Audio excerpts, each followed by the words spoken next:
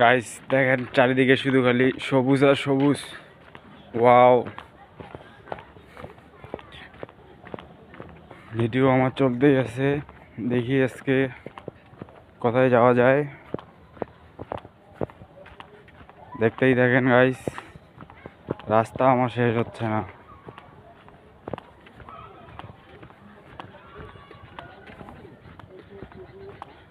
তুমি আমার এমনই একজন, যারে এক জনমের ভালোবাসা করব না আপন।